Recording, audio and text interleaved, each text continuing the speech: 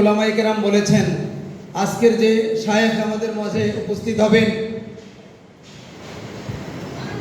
হযরত মাওলানা মুফতি সৈয়দ মোহাম্মদ ফয়জুল করিম শায়েখে চরমোনাই।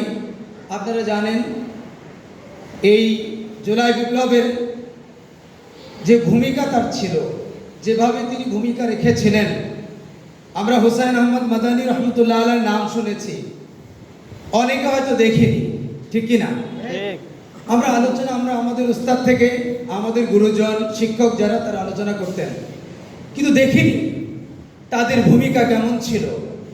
কিন্তু আমরা স্বচক্ষে দেখেছি বাংলাদেশের জিন্দা শাহজালাল, জিন্দা হুসাইন আহমদ মাদানী, যিনি এই জুলাইয়ের বিপ্লবে সারাক্ষণ ছাত্রদের সাথে এবং ওনার যত হিতাকাঙ্ক্ষী ছিলেন সকলকে নিয়ে মাঠে ময়দানে কাজ করেছেন। তো আমরা তারও রুহের মাগফিরাত তারও জন্য দোয়া করি, আল্লাহ যতদিন দুনিয়াতে তার হায়াত দেন সেরকম বীর বিক্রমে যেন আল্লাহ আমাদেরকে পথ দেখাতে পারেন, সেই হিসাবে কবুল করেন। আজকে জাতীয় উলামা মাশায়েখ আইমা পরিষদ এক মহা পরিকল্পনা নিয়ে মাঠে নেমেছে। আপনারা দেখেছেন আজকেও আমাদের ঢাকায় আমরা একটা প্রোগ্রাম করে তারপরে মানিকগঞ্জে আমরা রওনা দিয়েছি। সেই প্রোগ্রামের উদ্দেশ্য ছিল বাংলাদেশের সকল উলামায়ে কেরাম সহ এই মুসলিম জাতির ঐক্য কিভাবে করা যায়। আপনারা কি বলেন? দরকার আছে না নাই? কেমন দরকার? বাংলাদেশে আজ থেকে 1 বছর আগেও যদি ফিরে যাই, উলামায়ে কেরাম কথা বলতে হলে আগে ভাবতে হতো আমার এই কথাটা বলা যাবে কি যাবে না, আর যদিও যায় তাহলে লোকালয়ে বলা যাবে না আমার ঘরে বলা যাবে, এটা আগে বিবেচনা করত, ঠিক কি না?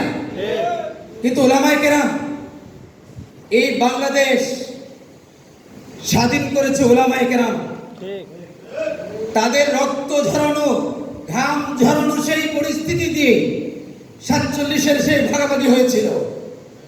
47-এর পরে বাংলাদেশে উলামায়ে কেরামকে আশ্বস্ত করেছিল আপনারা অপেক্ষা করেন, আমরা এমন কিছু নীতি নিয়ে এসেছি আগামী দিন আপনারাই হবেন দেশের মাথার মুকুট। কিন্তু তাদেরকে আস্তে আস্তে করে বুঝাইতে চাইছে আপনাদের তো উলামায়ে কেরাম, আপনারা যে আশা করছেন আপনাদের তো মাদ্রাসা দরকার, মসজিদ দরকার, আপনারা সেখান থেকে আস্তে আস্তে করে এদেশের ভিতরে এই আপনাদের যে ইসলামিক দর্শন এটা আপনারা প্রতিষ্ঠিত করবেন। আর হুট করেই যদি আপনারা এখন এটা করতে চান অনেক বাধা আসবে, অনেক বিপত্তি আপত্তি এরকম হবে। অতএব আপনারা আপনাদের যারা শাগরেদ ছাত্র তাদেরকে বোঝান এই যে রাজনীতি একটা দর্শন এটা এখন উলামায়ে কেরামের করা যাবে না। কি আপনারা কি বলেন? এটা একটা সময় আমাদের মাঝে এই বীজ বপন করেছিল বিজাতিরা, আপনারা আগে অপেক্ষা করে আস্তে আস্তে আপনাদেরকে পরিস্থিতি তৈরি করে দিব, একদিন আপনারা এই দেশের ভিতরে ইসলাম কায়েম করবেন। আমাদের আকাবেররা অপেক্ষার পালা, তাদের এই কথা বিশ্বাস করে আস্তে আস্তে আস্তে করে আগায় দিয়েছিলেন। কিন্তু আমাদের হাফিজুর রহমতুল্লাহ আলাইহি উনি ভেবে চিন্তে দেখলেন বাংলার জমিনে যদি আস্তে আস্তে আমরা যদি সেই চিন্তার প্রতিফলন ঘটাইতে যাই আরো শত শত বছর অপেক্ষা করতে হবে।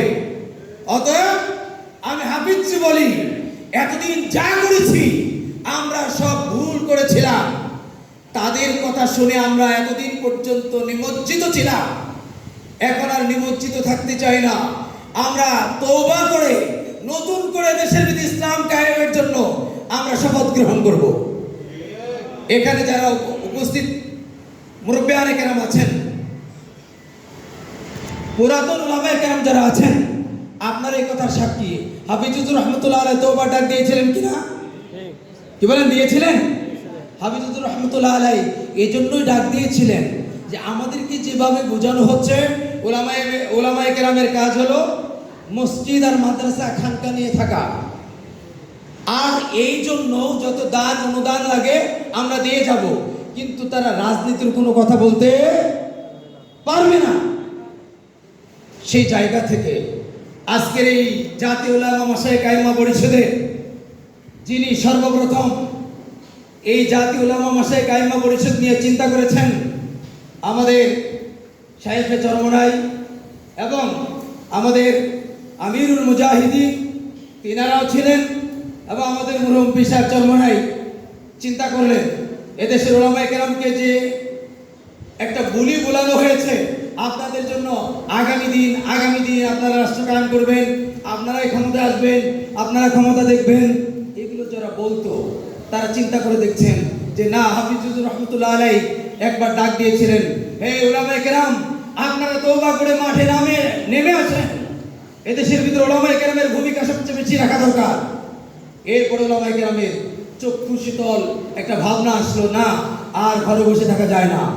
তার মধ্য থেকে আমাদের মরহুম পীর সাহেব চরমনাই ফজলুল করিম রহমতুল্লাহ আলাইহি উনি ইসলামী আন্দোলন বাংলাদেশের এই পতাকা নিয়ে মাঠে নেমে এসেছেন। আপনারা দেখেছেন এই 87 সাল থেকে এখন পর্যন্ত হযরতের অক্লান্ত পরিশ্রমে সারা বাংলার আনাচে কানাচে একেবারে প্রত্যন্ত থেকে প্রত্যন্ত এলাকা পর্যন্ত ইসলামী আন্দোলন বাংলাদেশের আলহামদুলিল্লাহ দাওয়াত পৌঁছে গেছে।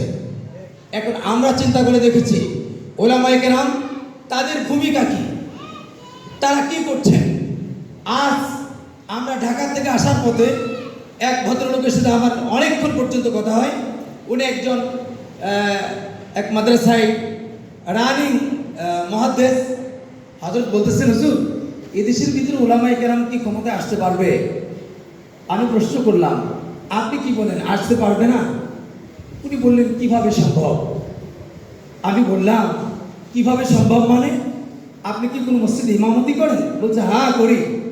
যদি আপনি মসজিদের মধ্যে ইমামতি করেন, সেই মসজিদের সমস্ত লোক কি মনে করেন আপনার মানে আওয়ামী করে? বলছে না। সবাই কি বিএনপি করে? বলছে না। সবাই জাতীয় পার্টি করে? না। সবাই জামাত করে? না। সবাই ইসলামী আন্দোলন করে? বলছে না। আপনি ওখানে ইমাম হয়েছেন তো? জি। কিসের বলে? বলে আমার যোগ্যতার বলে। আমার এই যোগ্যতা থেকেই আমাকে তারা সিলেক্ট করেছে। আপনি যদি আপনার এলমি যোগ্যতা থেকে ইমামতির যোগ্যতা পেয়ে থাকেন, আপনি মনে রাখেন এদেশের এই সংসদীয় যে ইমামতির জায়গা, সেই জায়গার ইমামতি করার জন্য কি কি যোগ্যতা আপনার দরকার? উনি বললেন, যেটা আমার আসলে জানা নেই। আমি তখন বললাম, হযরত আপনি যেই যোগ্যতা নিয়ে মহল্লা মসজিদের ইমামতি করেন, যেই যোগ্যতা নিয়ে মহল্লা মসজিদের মধ্যে জুমার খেদামতের দায়িত্ব পালন করে, সে দায়িত্ব দিয়ে এই সংসদ চলবে। আপনি ভয় পেন না, আগামীতে আসেন, আপনারা আমরা সবাই সকল সমস্যার যদি একসাথে যদি এসে ইসলাম কায়েমের জন্য আমরা আওয়াজ করি, আমাদের এদেশের সকল মুসল্লিরা এক এবং অভিন্ন হয়ে যাবে ইনশাআল্লাহ।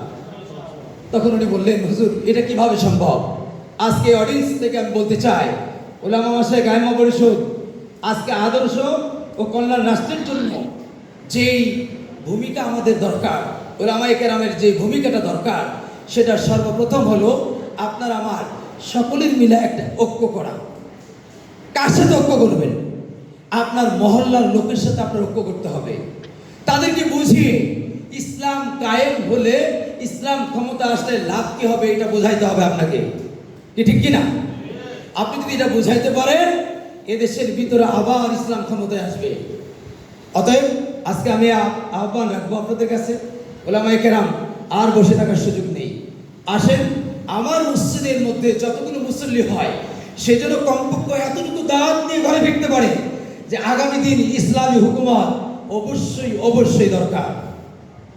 তো আলহামদুলিল্লাহ, আপনারা আমাদের প্রধান অতিথির অপেক্ষা আছেন আমরা জানি। আপনারা দোয়া করেন, হযরত খুব দ্রুতই চলে আসবে আশা রাখি ইনশাআল্লাহ। তো তার জন্য দোয়া করেন। আর সর্বশেষ কথা হলো, বাংলাদেশের জাতীয় উলামা মাশায়েখ আইম্মা পরিষদ এটা বৃহৎ একটা পরিষদ। এই পরিষদের মধ্যে যারা এখনো পর্যন্ত আসেননি, সকলের কাছে দাওয়াত রাখলাম কেন্দ্রের পক্ষ থেকে, উলামা মাশায়েখের সাথে আপনারা একতাবদ্ধ হয়ে কাজ করেন, আগামী দিন ইনশাআল্লাহ সুফল ভোগ করতে পারবেন। আখির দাওয়ানা আলহামদুলিল্লাহ। আসসালামু আলাইকুম।